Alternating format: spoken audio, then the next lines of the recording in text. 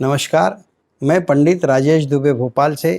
आप देख रहे हैं हमारा विशेष कार्यक्रम नवरात्र के अनेकों माता के स्वरूप को लेकर। आज नवरात्र की छठवीं मूर्ति माता कात्यायनी के प्रकाश में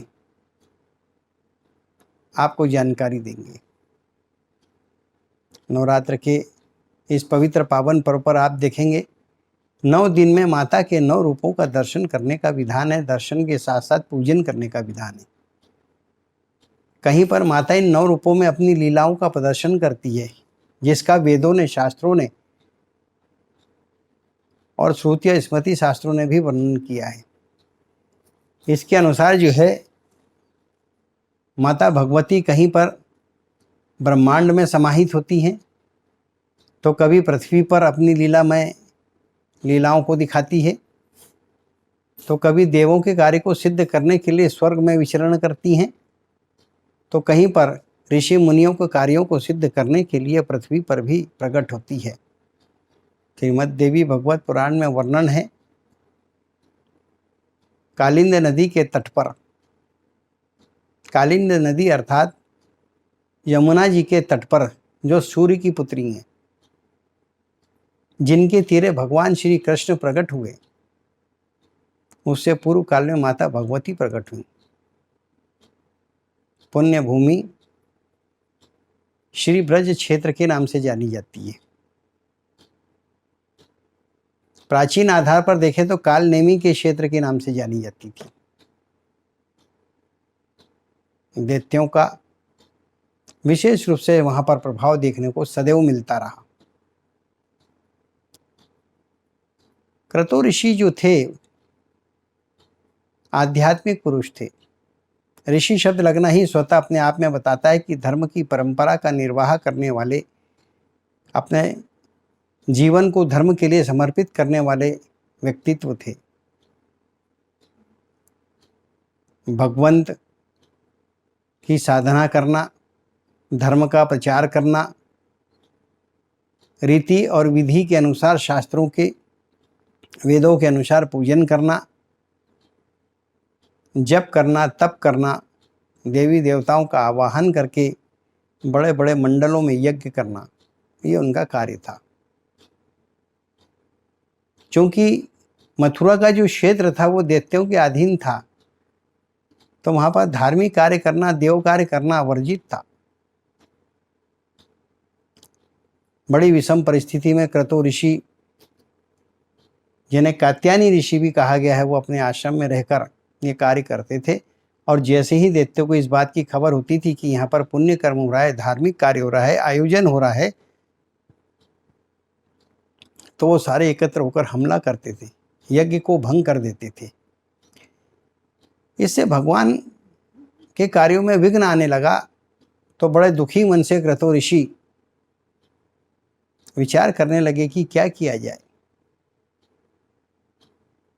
अचानक उनके ज्ञान तंद्राओं में आया कि सतयुग में भगवान विष्णु ने और ब्रह्मा ने माता भगवती का पूजन करे, त्रेता युग में स्वयं राम ने भी पूजन करे और फल को प्राप्त करे। और माता की जो पूजन करता है वो इसी बात का तो प्रचार करते हैं कि देवताओं का, देवियों का जो पूजन करता है उसे फल प्राप्त होता, तो मुझे भी फल प्राप्त होना चाहिए। और इस आधार पे तुरंत जो है उन्होंने निर्णय लिए और माता भगवती की कठोर साधना करे, बहुत तीव्र, कठोर, विकट साधना करे, हठ योगी साधना करे। माता भगवती क्रतु ऋषि की उस तपस्या को और साधना को देखकर प्रसन्न होकर प्रकट हुई। उन्होंने कहा, हे महात्मन, आप मेरा कठोर तप कर रहे हैं और अनुशासन के साथ कर रहे हैं, क्या बात है, आप मुझे बताएं। तब माता भगवती ने कहा कि मैं धर्माचरण करता हूँ। मेरे सारे साथ जो जुड़े हुए ऋषि मुनि हैं वो धर्माचरण में लगे हुए हैं, और धर्म आचरण करने पर यहाँ दैत्य हमें परेशान करते हैं, यज्ञ नहीं करने देते, पूजन नहीं करने देते, देवों के भाग और अंश को नष्ट करके चले जाते हैं। तो माता आप धर्म की रक्षा करें और हम सब ऋषि मुनियों की रक्षा करें। माता अत्यंत प्रसन्न हुई, क्योंकि ऋषि ने लोक कल्याण का कार्य, लोक कल्याण के लिए प्रार्थना की थी। तो उन्होंने कहा, प्रभु हे महात्मन, मैं आप पर प्रसन्न हूं, आप आदेश करो। जो क्रतु ऋषि थे, जिन्हें कात्यायनी ऋषि भी कहा गया, उन्होंने हाथ जोड़कर प्रार्थना की कि हे माता, आप देवी हैं, आप शक्ति स्वरूपा हैं, मैं आपको आदेश नहीं कर सकता हूँ। मेरा तो आपके श्री चरणों में निवेदन है कि हे माता भगवती, आप मेरे यहाँ पुत्री के रूप में जन्म लें और धर्म आचरण जो करें उनकी रक्षा करें, धर्म की रक्षा करें। माता चूंकि प्रसन्न थी, उन्होंने कहा तथास्तु।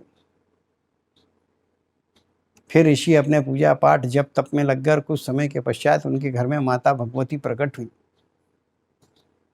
जब कात्यायन ऋषि के आश्रम में प्रकट हुई तो माता की प्रकाशना कात्यायनी देवी के नाम से हो गई। चारों ओर उनकी प्रसिद्धि जो थी वो कात्यायनी भगवती के नाम से हुई। फिर उन्होंने क्रतु ऋषि के आश्रम में उनकी पुत्री बनकर चारों ओर दैत्यों का संहार किया, दैत्यों को प्रतिबंधित करें, कीलक करी, ताड़न करी, मारन करी, और इस प्रकार से वहाँ से समूल दैत्यों को नष्ट करने का उन्होंने संकल्प जो ली थी उसे पूरा कर दी। इस बात से सारे ऋषि आदि प्रसन्न हो गए और फिर उन्होंने माता का स्तवन करते हुए, समस्त देवताओं को स्मरण करते हुए साक्षी रख के स्तवन करे कि हे माता भगवती, जब आप इस क्रतु आश्रम में, इस कात्यायनी ऋषि के आश्रम में प्रकट हुई तो आप संपूर्ण संसार में कात्यायनी देवी के नाम से प्रकाशित हुई हैं। आलोकित है आपका यह स्वरूप, तो आप यहीं पर वास करें। माता भगवती ब्रज क्षेत्र में वास करी, श्री क्षेत्र की रक्षा करने लगी। कहा जाता है कि ब्रज के क्षेत्र की कुलोद्भाव देवी है, अर्थात कुल की देवी बन गई। अनेकों गोपियां माता की पूजा में लिप्त हो गई। माता का पूजन करके, नाना प्रकार से पूजन करके, प्रसन्न करके और अपने लिए योग्य वर की प्राप्ति के लिए प्रार्थना करने लगी। और ऐसा कहा जाता है कि माता भगवती का जो कात्यायनी के स्वरूप का पूजन करके प्रार्थना करता है, उस कन्या को उचित वर की प्राप्ति होती है। इसी प्रकार से माता के पूजन का क्रम बढ़ता चला गया। कात्यायनी पूजन, देखिए, हर दिन जब माता के स्वरूप का हम दर्शन करते हैं तो एक भाव होता है, दिव्य भाव, वीर भाव, पाशुपत्य भाव, और एक होता है सहज भाव।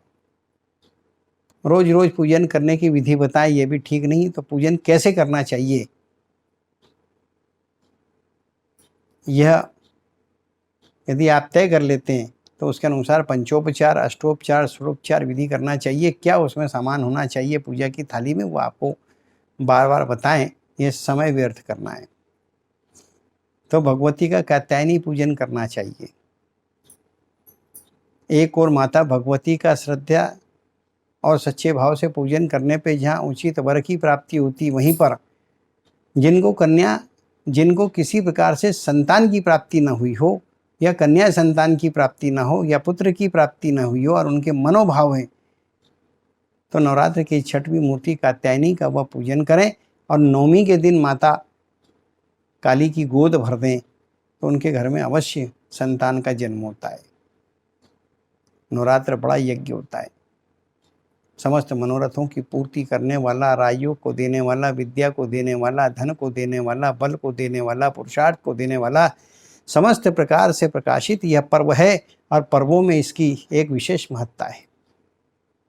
इस काल में जिसने भी पूजा किया वो खाली हाथ नहीं रहा। एक जानकारी हम आपको ऐसी देंगे, ना किसी ने आज तक आपको दिया होगा, ना आपके पास ये जानकारी होगी। अधिकांशतः देखा गया है कि कई बार बच्चों का जन्म होता है और वो मूल नक्षत्र में जन्म होता है, और नक्षत्रों को गंडमूल कहा जाता है। रेवती नक्षत्र, अश्लेषा नक्षत्र, मघा नक्षत्र, ज्येष्ठा नक्षत्र और मूल नक्षत्र, ये 5 नक्षत्र जो है मनुष्य को पूर्व जन्म के फलों को देने वाले होते हैं। अर्थात मूल में संतान जन्म लेती है, पुनः पुनर्जन्म का इससे संबंध होता है, लेन देन से संबंधित विषय होता है। कई बार ऐसा होता है कि लोग ज्ञान के अभाव में, विषम परिस्थिति के कारण या धन के अभाव में अपने संतानों का मूल शांति का पूजन नहीं कर पाते हैं। संतान उद्दंड होती है, जिद्दी होती है, परेशानियां पैदा करती है, कुल गौरव को, यश को नष्ट करती है। अविद्यावान संतान होने लगती है तो माता पिता चिंतित होते, फिर वो ज्योतिषों के पास जाते हैं। प्रश्न उठता है कि मूल संतान में जन्म दी है, संतान ने मूल में जन्म ली, लेकिन जन्म के समय उसकी शांति नहीं करा पाए। तो अधिकांश विद्वान पंडित कहते हैं कि जब जन्म जिस योग में या जिस नक्षत्र में हुआ है उसी नक्षत्र के अधीन उसका शांतार्थ शांति की जाती है, इसके अलावा कोई उपाय नहीं है। फलतः जो उस कुल के लोग जिनके घर में ऐसे जातक का जन्म होता है वो दुखी हो जाते, दुखी मत होइए। माता कात्यायनी के पूजन का विधान शास्त्रों ने निर्देशित किया है कि यदि आप जन्म के काल में मूल नक्षत्र का पूजन नहीं कर पाए तो नवरात्र के काल में नवरात्र की छठी मूर्ति माता कात्यायनी का पूजन करें। कात्यायनी पूजन के द्वारा ही मूल की शांति की जाती है। इस दिन मुख दंत प्राशन करें, हिमाद्री स्नान करें, प्रायश्चित करें और उसके पश्चात जो सूर्योदय से पहले जो है मूल शांति का जो विधान है उसी अनुसार पूजन करें और उसके पश्चात जो है माता भगवती से गंडमूल को नष्ट करने का निवेदन करें, आपको फल की प्राप्ति होगी। कात्यायनी पूजन में 27 स्थान के वृक्षों के पत्ते, 27 स्थानों का जल, 27 स्थान की मिट्टी। मिट्टी कैसे? गौशाला की मिट्टी, पाठशाला की मिट्टी, कारावास की मिट्टी, देवशाला की मिट्टी, हस्तशाला की, घुड़साल की मिट्टी, ऐसे अनेकों प्रकार से वन की मिट्टी, दीमक के स्थान की मिट्टी, ऐसी मिट्टियों को, नदी के किनारे की मिट्टी, ऐसी मिट्टियों को इकट्ठा किया जाता है। इसी प्रकार से 27 जल के अलग अलग स्थान, जैसे कुआं है, बावड़ी है, नदी है, समुद्र है, ऐसे अनेकों प्रकार के, और 27 वृक्षों के पत्ते सब एकत्र करें। एक मटके को लें, उसमें 27 छेद करें, सबसे पहले पत्ता रखें, उसके ऊपर में फिर जो है मिट्टी रखें और 27 स्थानों से लाए हुए जल से स्नान कराएं, हिमाद्री स्नान आदि कराने के बाद, और फिर मूल शांति कराना चाहिए। और मूल शांति कराने के साथ ही माता भगवती से गंडमूल को नष्ट करने की प्रार्थना करें, निश्चित रूप से इसका फल मिलता है। विशेष रूप से ब्रज क्षेत्र में ही जाके इसको करना चाहिए, यह फल देने वाला होता है, आपके मनोरथों की ये पूर्ति करने वाला होता है। ध्यान रखें, इसका फल पाएं। नमस्कार। यह जो कार्यक्रम है आप देख रहे हैं मथुरा TTI न्यूज़ के माध्यम से। नमस्कार।